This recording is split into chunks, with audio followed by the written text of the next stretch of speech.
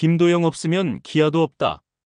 그런 말 3월 25일 경기로 깨졌습니다. 프로야구 2025 시즌 기아 타이거즈가 김도영 없이도 보여준 건 압도적인 화력쇼였습니다. 나성범의 연타석 홈런, 최영우의 백투백포, 위즈덤의 첫 홈런까지 한 경기 5홈런, 총 17안타. 이쯤 되면 화력이 아니라 화산입니다. 기아 타선이 증명한 건 하나, 우린 여전히 리그 최고 수준이다. 지금부터 김도영 없는 타선으로도 압도적인 위력을 과시한 기아의 살벌한 경기력을 분석해 보겠습니다. 구독과 좋아요는 영상 제작에 큰 힘이 됩니다. 2025년 3월 25일 기아 타이거즈의 가장 인상 깊은 장면 중 하나를 꼽으라면 단연 베테랑들의 연타석 홈런입니다. 이날 광주 기아 챔피언스필드에서 열린 키움 히어로즈와의 경기, 김도영과 박찬호의 부상 이탈에도 불구하고 나성범과 최영우는 각자의 방망이로 클래스는 영원하다는 말을 증명해냈습니다. 경기의 포문은 1회 말 나성범이 열었는데요. 0대3으로 뒤진 상황에서 나성범은 카운트 투 스트라이크 투볼에서 들어온 포크볼을 통타, 비거리 125m짜리 우월 투런 홈런을 만들어냈습니다. 이 한 방은 단순한 추격포가 아니었는데요. 초반 분위기를 키움이 주도하는 듯한 흐름 속에서 기아가 경기 주도권을 되찾는 기점이 된 홈런이었습니다. 그리고 3회, 나성범은 또다시 타석에 섰고 이번에는 초구 포크볼을 지체 없이 받아쳐 우측 담장을 넘기는 솔로 홈런으로 연결했습니다. 이 장면은 곧 이날 경기의 결정적인 터닝포인트였습니다. 팀을 역전시키는 이 홈런으로 인해 키움 마운드는 완전히 무너졌고 기아는 기세를 끌어올렸습니다. 이날 나성범의 활약은 단순히 홈런 2개에 그치지 않았는데요. 타석에서의 집중력, 선구안, 타구의 방향 조절 등 베테랑의 노련미가 고스란히 묻어난 경기였습니다. 3회 말 나성범의 홈런이 끝나자마자 타석에 들어선 이는 또 다른 레전드 최영우였습니다. 42세, 한국 야구계 대표 거포 타자의 이름값을 증명하듯 그는 초구 파울 이후 2구째에 들어온 포크볼을 통타하며 비거리 130m짜리 중월 홈런을 뽑아냈습니다. 이는 나성범과의 백투백 홈런으로 기록되며 팬들의 환호를 자아냈죠. 특히 최영우의 홈런은 이적생 위즈덤과 더불어 이날 타선 전체가 살아났다는 상징적 장면이었습니다. 많은 이들이 세월은 야속하다며 그의 페이스 저하를 걱정했지만 이날 경기력은 오히려 그의 존재감을 재확인시키는 계기였죠. 단순히 홈런 하나가 아닌 타석에서의 견고한 자세, 정확한 스윙 궤적, 투수 심리 읽기까지 완성된 타자의 표본을 보여줬습니다.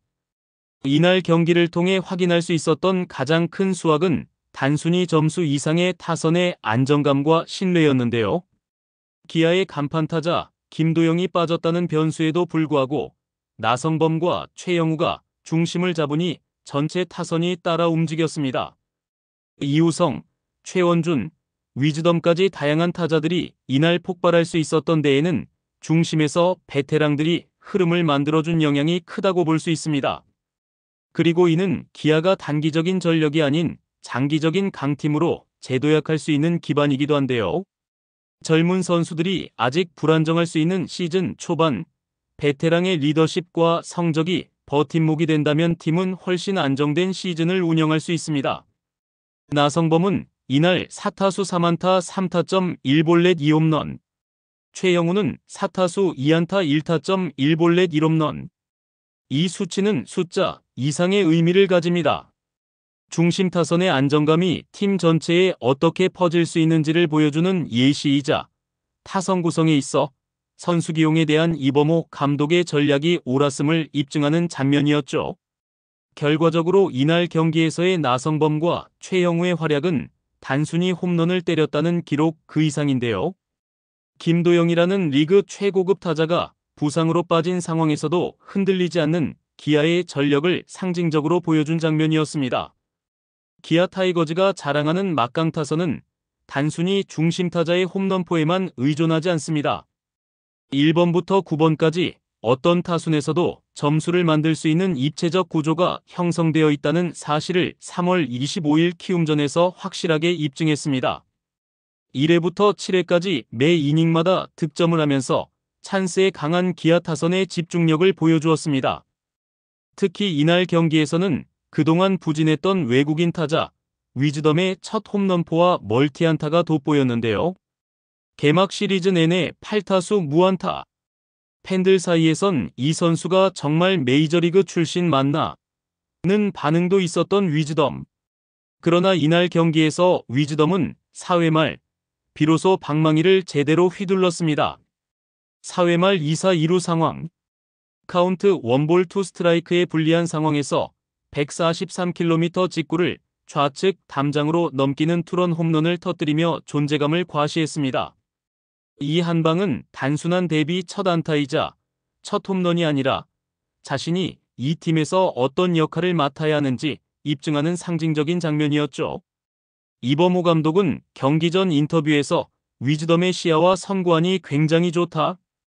컨택만 되면 언젠가는 터질 것이라고 말했는데 감독의 말이 예언처럼 맞아떨어진 순간이었습니다. 위즈덤은 이날 홈런 포함 3타점을 기록하며 멀티히트도 달성. 이제야 KBO 무대에 적응해가는 모습입니다. 화려한 중심 타선의 그늘에 가려졌지만 기아의 하위 타선도 이날만큼은 결코 조용하지 않았는데요. 최원주는 2회 말 몸쪽 빠른 공을 받아쳐 우월 솔로 홈런을 때려내며 동점을 만들어냈고 이후에도 안타와 출루로 기회를 계속 만들며 하위 타선에서 상위로 연결되는 공격 루틴의 핵심 역할을 해냈습니다. 김선빈 역시 이날 4타수 2안타 2타점 1볼넷으로 맹활약했습니다. 특히 6회 말 중견수 앞 적시타는 경기의 흐름을 단단히 잡는 쐐기타로 작용했죠. 김선빈의 가장 큰 장점은 공을 끝까지 보는 집중력과 상황에 맞는 타격 능력인데요. 중심 타선이 아닌 하위나 테이블 세터로 나섰을 때도 안정적인 역할 수행이 가능하다는 것은 팀의 큰 무기가 됩니다. 이날 경기를 지켜본 팬들은 공통적으로 느꼈을 것입니다. 기아는 중심 타선의 홈런포만 믿고 가는 팀이 아닌 것을요. 나성범, 최형우의 홈런이 있었지만 그 외에 하위 타선이 밑받침된 점수 생산이 있었기에 점수차를 계속 벌릴 수 있었습니다. 그리고 이 점이야말로 기아의 진짜 강점입니다. 중심 타선이 터지는 날은 물론 강하지만 누군가가 부진하거나 공략당하는 날에도 하위 타선에서 돌파구를 만들 수 있는 공격 밸런스는 그 어떤 팀도 쉽게 따라오기 어렵습니다. 특히 기아는 타자들의 컨디션을 기반으로 타순을 유동적으로 운영할 수 있다는 점에서도 유리한데요. 위즈덤이 아직 완전히 적응하지 못했다면 김선빈이나 최원준을 앞쪽으로 올리고 반대로 위즈덤이 살아나면 중심에 배치해 장타력을 극대화할 수 있습니다. 이 같은 유연한 운용은 기아 타선의 깊이를 그대로 보여준다.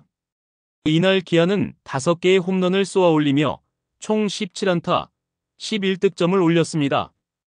타선 곳곳에서 생산된 득점은 상대 투수진을 완전히 무너뜨렸고 경기 중후반부터는 기세의 싸움에서도 키움을 압도할 수 있었습니다. 단순히 장타 중심의 타격이 아니라 볼넷, 번트, 희생타까지 모두 동원한 다양한 형태의 점수 창출이 있었기에 이날의 경기력은 더 높은 평가를 받아 마땅하죠. 이날 경기 초반 선발 아담 올러가 키움 타선의 1회에만 3점을 실점하며 출발이 불안했습니다. 사실 이 시점에서 분위기는 상대에게 완전히 넘어갈 수도 있었죠. 그러나 이범호 감독은 마운드에 과도한 개입을 하지 않았습니다. 믿고 맡기며 볼 배합과 리듬만 조정해 올라가 스스로 회복할 시간을 줬습니다. 그리고 그 전략은 통했는데요. 올러는 2회부터 4회까지 11타자를 연속으로 퍼펙트 처리하며 완벽하게 컨디션을 회복했습니다. 이는 변화구 중심의 리드로 전환한 배터리의 전술, 그리고 감독의 침착한 경기 흐름 파악이 만든 결과였죠. 만약 조기에 마운드를 교체했다면 오히려 불펜 소모만 커졌을 것입니다. 이날 이범호 감독은 무안타였던 외국인 타자 패트릭 위즈덤을 2번 3루수에 기용하는 파격적인 라인업을 꺼냈는데요. 일반적인 구상이라면 하위 타선으로 내릴 법한 상황에서 감독은 정반대의 선택을 한다. 왜? 위즈덤의 선구안과 상대 투수에 대한 적응력을 믿었기 때문입니다. 그 결과 위즈덤은 5타수 2안타 3타점, 1홈런의 맹타를 휘두르며 이범호 감독의 안목에 완벽히 부응했습니다. 경기 전 위즈덤은 공을 보는 능력이 탁월하다. 곧 적응할 것이라는 감독의 말은 단순한 덕담이 아닌 데이터 기반 신뢰였던 셈이죠. 뿐만 아니라 김규성과 최원준을 번갈아 하위 타순에 배치해 2차 테이블 세터 역할을 부여한 전략 등 기아의 타순 운영은 마치 유기체처럼 유동적이었습니다.